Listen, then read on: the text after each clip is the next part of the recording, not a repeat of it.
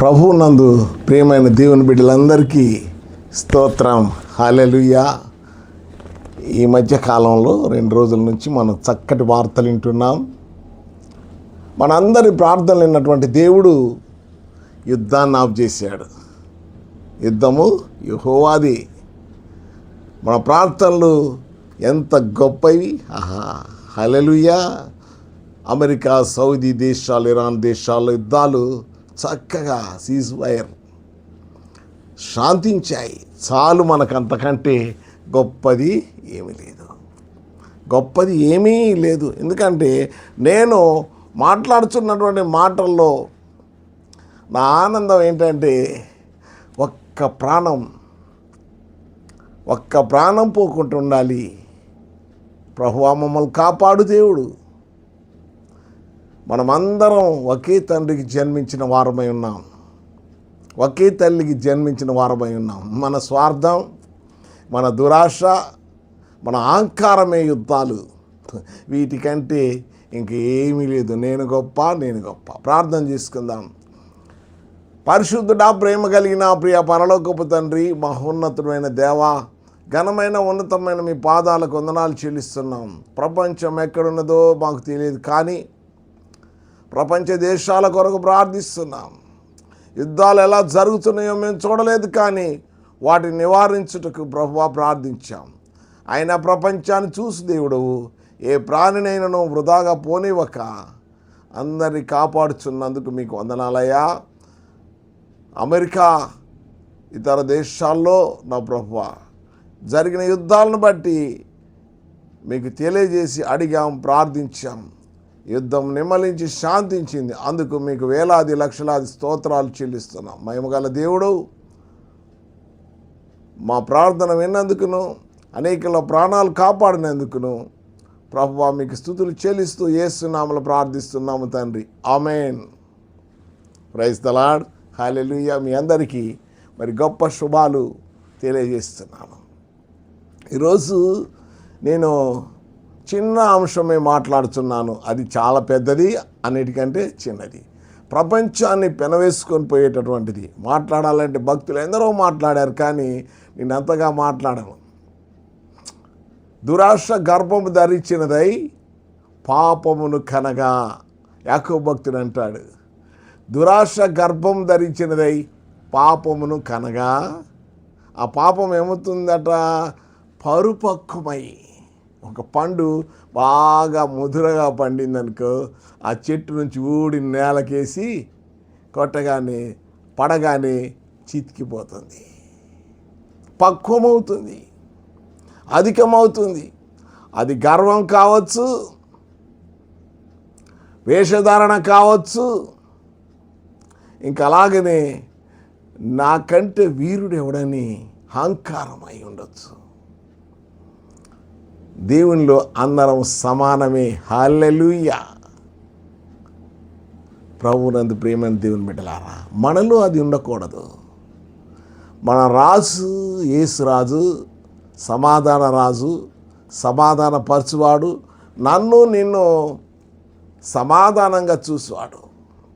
యాకోబు భక్తుడు ఆయన భక్తి జీవితంలో యాకోబు పత్రిక 1వ అధ్యాయం 15వ వచనంలో చక్కగా మాటలు రాస్తున్నటువంటి మాటలను నేనే చదువుతాను. ఎందుకనగా ఆయన చదవా, ఈయన చదవా, నువ్వు చదవా, నేను చదవా, దాని అర్థము ప్రక్కకే వెళ్ళిపోతున్నది. కాబట్టి నేను కొద్ది నిమిషాల్లో దేవుని యొక్క కృపను బట్టి ఆ భాగం చదివి మనం అనుసరిద్దాం. యాకోబు రాసిన పత్రిక 1వ అధ్యాయము 15వ వచనంలో ఒక మాటను, దురాశ గర్భం ధరించి పాపమును కనగా పాపము పరిపక్వమై మరణమును కనును. నా ప్రియ సహోదరులారా, మోసపోకుడి.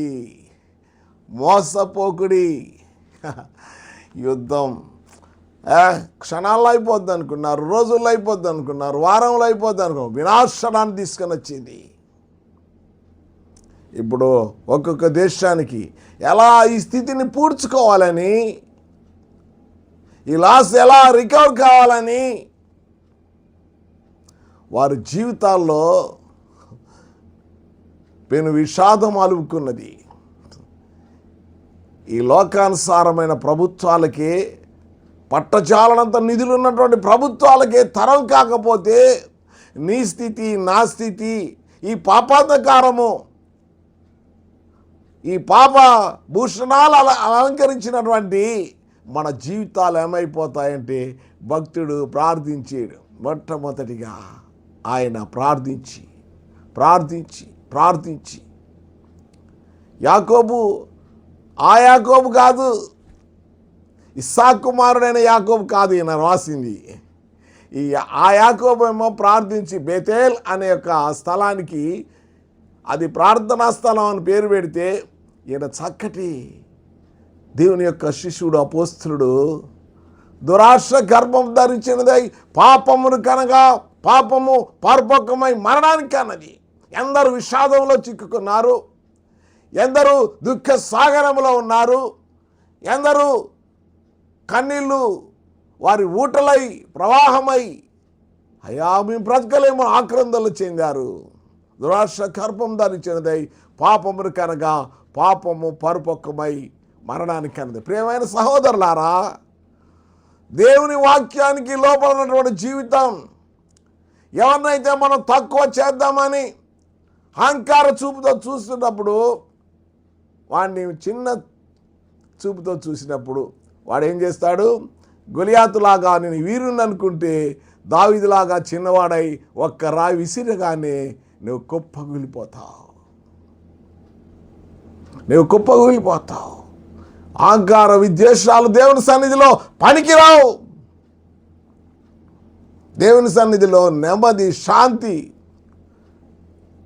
భూషణాలంకృతురాలు అయి దేవుని సన్నిధిలో, దేవునితో, ఆయన నీడలో, ఆయన మెల్లని స్వరం విని దీనుడవై అయా నువ్వు ప్రార్థన చేస్తే ప్రపంచం కదలాలి అంటున్నాడు భక్తుడు. మోషే ప్రార్థించగా మన్నాను కురిపించితివి, యెహోషువ ప్రార్థించగా సూర్యచంద్రులను ఆపితివి. సూర్యచంద్రులను ఆపడం అంటే, ఈ యుద్ధాన్ని ఆపడం అంటే ఒక దేశం, సూర్యచంద్రులను ఆపాలంటే ప్రపంచాన్ని ఆపివేసేటటువంటి ప్రార్థన. ప్రపంచాన్ని శాసించగలిగినటువంటి పట్టుదల దేవునితో నీవు మన జీవితం పెరవేసుకొని పోయినట్లయితే, ఆ దేవుని యొక్క కృప భూలోకమందు విస్తరించి ఏదైనా యుద్ధం ఆపు చేయొచ్చు, అగ్నికణాలను ఆపు చేయొచ్చు, సింహాల నోర్లు మూపియొచ్చు. మూసాడు దేవుడు. మనం గ్రంథం చదివి ఆనందిస్తున్నాం. ప్రభునందు ప్రియమైన దేవుని బిడ్డలారా, మన జీవన విధానము ఈ పాపము అని క్రైస్తవులే ఎందుకు చెప్తారు, బోధిస్తారు అంటే, పాపము ఎలాగంటే అహంకారం పాపము, ఆజ్ఞాతిక్రమం పాపము. అంతేకాదు, ఇది చిన్న విషయం ఏంటంటే ఒకరిని చిన్న చూపు చూడటం. అయ్యో నాతోటి సరే అంటే చాలు, అది పాపమే. నాతోటి సరే నువ్వు. ఇంకా చాలామంది అంటారు నీవు తక్కువ నేను ఎక్కువ అని. కాదు, నువ్వు ఇచ్చావంతుడు అని నేను కాలేదని. ఒకరోజు ఒక భక్తుడు, అంతంత మాత్రమే భక్తి కావచ్చేమో కానీ ఆ భక్తి జీవితంలో జీవించిన వాడై ఉండి పడవ ప్రయాణాలు చేసే ఆ కాలంలో ఉన్నప్పుడు వెళ్తుండట నీటిపై వెళ్తుంటే ఆ నావికుడు గట్టిగా మరి ఆ గోసిపెట్టి చక్కగా ఆ పడవ నడుపుతుంటే ఆయన అనుకున్నాడట, ఏమరా నీకు చదువు వచ్చా అంటే, ఏమన్నా చదివావా అంటే, ఏమి చదవలేదు నాయన, మా నాన్న ఇదే నడిపాడు, నేను ఇదే నడిపాను, ఇది తప్ప నాకేం ఏం చదవలేదా, ఏ శాస్త్రం రాదా అంటే, మీరయ్యా అంటే నేను అన్ని సకల శాస్త్రాలు చదివాను, సకల విద్యలు అనుభవించాను అన్నాడట. సరే మంచిది, అరే ఒక్కొక్కరు ఎక్కగానే అది ఎక్కువ లోడ్ అయిపోయి ఆ పడవ మునిగిపోవడానికి వస్తే వాడు సరుకులను తీసి అందులేసాడట. ఇంకా మునిగిపోతుంది. ఏం శాస్త్రం వచ్చినాయినా, నువ్వే శాస్త్రమో కానీ నాకు తెలియదు, కానీ నీకు ఈత శాస్త్రం వస్తే దూకు అన్నాడట. ఈయనకి అన్ని శాస్త్రాలు వచ్చు కానీ ఈత శాస్త్రము రాదు, మునిగిపోయాడట. నువ్వు అనుకున్నావు అప్పటి వరకు ఎదుటి వాడిని చూసి నీకు ఏ శాస్త్రం వచ్చు, నీకేమొచ్చు అనుకున్నావు. పిచ్చివాడై పేదవాడై ఈ యొక్క పడవ నడుపుతున్నాడు అనుకున్నావు. కానీ వాని పోషణ కొరకు నువ్వు బ్రతుకు బండి ఈడ్చుకొని పోవడానికి నువ్వు నది దాటాలి, లేకపోతే నువ్వు చనిపోతావు. మరణం అంతే, నీ అంచున నీ దగ్గర ఉంటుంది. నువ్వు ఏ దేశానికి వెళ్ళినా మరణం నిన్ను వెంటాడుతుంది, ఎక్కడున్నా మరణం నిన్ను వెంటాడుతుంది. అది దురాశ. భక్తుడైనటువంటి ఎల్షా దగ్గర ఒకడున్నాడు, గెహాజీ. ఆయన కానుకలు తీసుకోమని వచ్చినటువంటి వారు వేడుకొనగానే, అయా నాకు ఏం అవసరం లేదంటే అందులో మంచి మంచి బహుమతులు నేను గ్రహించిన గెహాజీ వాటికి ఆశపడ్డాడు. వెంటనే వానెంట పడి అవి తెచ్చుకోగానే భక్తునికి తెలిసిపోయింది, గెహాజీ నువ్వు ఎక్కడికి వెళ్ళావు? లేదు, నేను ఎక్కడికి వెళ్ళలేదంటే దేవుని ఆత్మను వెళ్ళిన దగ్గర నుండి నీతోనే ఉన్నది, నిన్ను చూస్తున్నది. అందుకే ఆఖరి జీవితంలో ప్రభు మాట్లాడాడు, నువ్వు చూస్తున్న దేవుడవు, నువ్వు మాట్లాడే దేవుడవు. యోబు గ్రంథం 13వ అధ్యాయంలో మొదటి వచనంలో ఉన్న మాట, ఇదిగో నా కన్ను ఇదంతా చూస్తుంది. పాపం వెంటాడుచున్నది. పరిపక్వం కాకముందే ప్రభువును తెలుసుకొని, ప్రభువా నేను దోషిని నాయనా అని వంటి నీ పాపాన్ని క్షమించుటకు ఆయన సమర్థుడైనటువంటి దేవుడు. యోహాను సువార్త 8వ అధ్యాయంలో 44వ వచనము ఒకసారి చూసుకుందాం. ఒక మంచి మాట ఉంటుంది. యోహాను సువార్త 8వ అధ్యాయము 4, మీరు తండ్రి యగు అపవాది సంబంధులు, మీ తండ్రి దురాశలు నెరవేర్చగోరుచున్నారు. ఆది నుండి వాడు నరహంతకుడై ఉండి సత్యమునందు నిలిచిన వాడు కాడు, వాని యందు సత్యమే లేదు. వాడు అబద్ధమాడినప్పుడు తన స్వభావం అనుసరించి మాట్లాడుచున్నాడు. వాడు అబద్ధానికి జనకుడు. చివరి మాట ఏంటంటే అబద్ధాలకు జనకుడు తండ్రి. మన తండ్రి అయిన దేవుడు పరిశుద్ధుడు, పరిశుద్ధాత్ముడు. ఆయనలో జీవమున్నది, సమస్తం ఆయన మూలంగా కలిగితే వీడు అబద్ధానికి జనకుడు.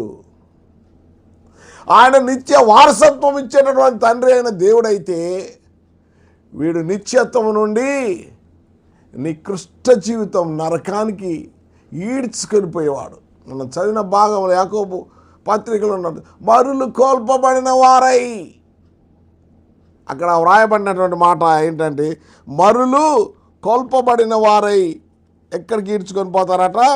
మన జీవితాల్ని వాడు తాకట్టు పెట్టి మన జీవితాలతో వాడు ఆడుకుంటూ ఉద్దేశించినాడు. మనం చాలాసార్లు అడిగితే ఎలాగ అడుగుతామంటే నాకు అది కావాలి ఇది కావాలి అంటే, యాకోబు భక్తుడు 4వ అధ్యాయంలో 3వ వచనంలో మాట్లాడుతున్నాడు, మీరు మీ భోగముల నిమిత్తము ఎలాగట? మీరు మీ భోగముల నిమిత్తము దురుద్దేశంతో అడుగుతారు, కానీ మీకు ఏమీ దొరకదు. దురుద్దేశాలతో అడిగేటప్పుడు 4వ అధ్యాయంలో ఉన్నటువంటి మాటలు, మీరు అడిగినను మీరు భోగముల నిమిత్తము వినియోగించుటకై దురుద్దేశముతో అడుగుదురు గనక మీకేమీ దొరకది. అది కావాలి ప్రభువా, నాకు అది కావాలి, ఒక 5 అంతస్తుల బిల్డింగ్ కావాలి, 50 తులాల బంగారం కావాలి, నా బిడ్డకు మంచి సౌందర్యం కలిగినటువంటి ప్రియుడు 2,00,000 శాలరీ ఉన్నటువంటి వాడు కావాలి ప్రభువా. ఎవరైనా ప్రభువా ఒక ప్రార్థనా పరుడు, ప్రార్థనా పరురాలు, మంచి కుటుంబం, మాకు సమానత్వం కలిగిన కుటుంబం కావాలని అడిగితే ప్రభు ఇవ్వగలడు. ఆయన విననేరకుండానటువంటి వాడు కాడు, జవాబిస్తాడు ప్రభు. ఆయన కృప ఎంతో పెద్దది, భూమి కంటే ఆకాశం ఎంతో ఉన్నతమైనది. కానీ ప్రభువా మా ఎడల నీ కృప అంతకన్నా ఉన్నతము, అంతకన్నా ఉన్నతం. ఆ ప్రభు అయిన యేసు నీతో మాట్లాడినప్పుడు ఆయన మెల్లనైన స్వరం, చల్లనైన స్వరంతో మాట్లాడి ఆయన భూలోకం నుండి ఆయన నిన్ను హెచ్చించువాడు. పరలోకములో నువ్వు ఆస్వాదించున్నటువంటి ఈ యొక్క క్రియలన్నిటి ఫలితం ఆ పరలోకంలో ఆనందించదగిన వాడవై ఉంటావు. నీ దురాశ ఏదైతున్నదో, నువ్వు పాపిగా ఎప్పుడైతే ఒక నిర్మాణకుడుగా అబద్ధాల జనకునికి వారసుడుగా అవుతావో నీ జీవితం శూన్యం, పడిపోయేటటువంటిది. కుమ్మరివారి చేతిలో కొన్నైనా మళ్ళా ఒక రూపం వస్తుంది, కానీ ఆ ఉపద్రవములో అపవాది చేతిలో పడితే మంటల కలిసిపోతావు, మండు అగ్నిలో హౌతైపోతావు. అగ్ని ఆరదు, పురుగు చావదు. దురాశ గర్భం ధరించి పాపమును కనగా పాపము పరిపక్వమై మరణానికి అంటుంది. ప్రభువునందు ప్రియమైన దేవుని బిడ్డలారా, జీవాధిపతి అయిన కన్న తండ్రి నీ యొక్క ప్రార్థనకు జవాబు ఇచ్చేటువంటి దేవుడు. ఆ పరమ తండ్రి నా తండ్రి చేత ఆశీర్వదింపబడిన వారలారా రండి అని పిలుస్తున్నాడు. ఆ పిలుపుకు తలొంచి ప్రభువా నీ సన్నిధిలో నాయనా